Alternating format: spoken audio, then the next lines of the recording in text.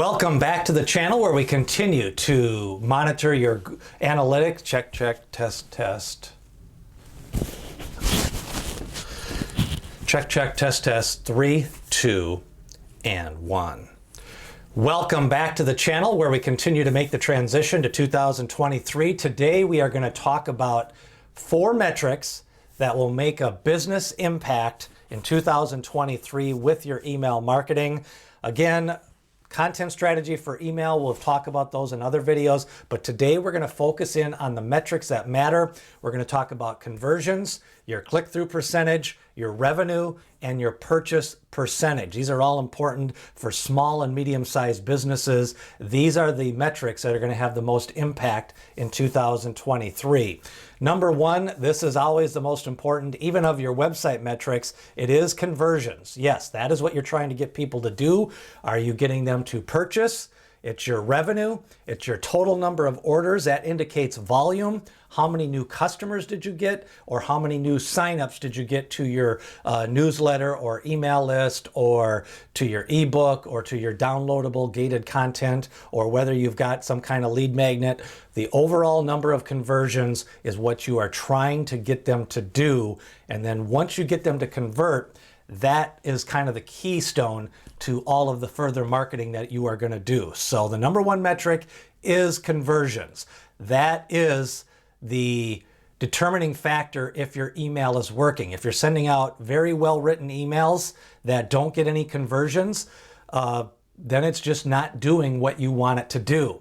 Now, your click-through rate, this is the percentage of people that people click through on links on your emails. And it could be watch now, it could be sign up now, it could be order now.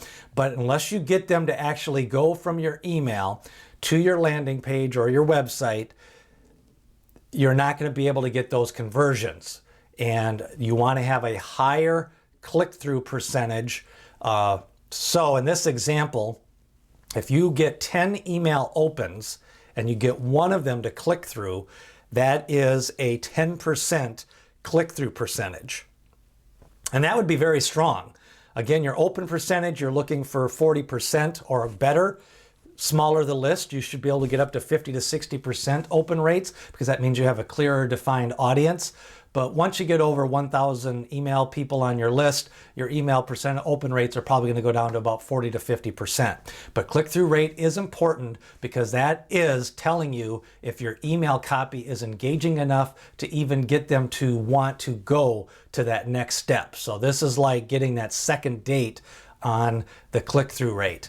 Now the revenue, again, this is for e-commerce websites. How much revenue are you actually driving from your email? So if you have a purchase call to action, you want to know how much revenue, set up your analytics, and here's a demo from the Google Demo Store, but they've gotten $22,000 in revenue from their email. That is what you want to be able to measure. That is what you want to be able to get to, and we've got different videos up on how to find your email revenue, but make sure that your email program, whether it's MailChimp or Constant Contact, go into the medium on your reports and find out how much revenue you drove in the last month or the last year, and then try to improve that week to week, month to month, year to year, whatever your goals are. You want to drive that email revenue. Then your purchase percentage. Again, this is kind of a conversion rate, but again, it's more of an e-commerce metric. You take your email list size, divide it by the number of purchasers, and you can count that up by either email addresses or people that are logged in. But if you have 100 people on your list and you have 10 purchasers, that's a 10% purchase rate, and greater than 10% is the goal. You know, a lot of times for e-commerce websites, you can get up to 30 to 40% purchase percentages of people on your that have registered for your site, and then the number of people that have purchased, you want to try to get up to 25, 30, 35%. Now again, as your list gets bigger, and if you get more broad list, your percentages will go down, and that's why you may want to segment. So maybe you take your total list, and then you have people that have opened in the last 6 months, and then find out how many of those people have purchased. It's kind of that recency list, because maybe you've had people on your list for a while and they just don't have any intention to ever purchasing, or they're, they were brought in on a lead magnet or something that's further back. So a lot of times what I'll do is take all the people that opened an email in the most recent 3 months or 6 months and then determine how many of those people purchased. And that gives me my more recent purchase percentage and sees if you're getting a higher percentage of purchasers. Again, one of the things you want to do is emails to your website.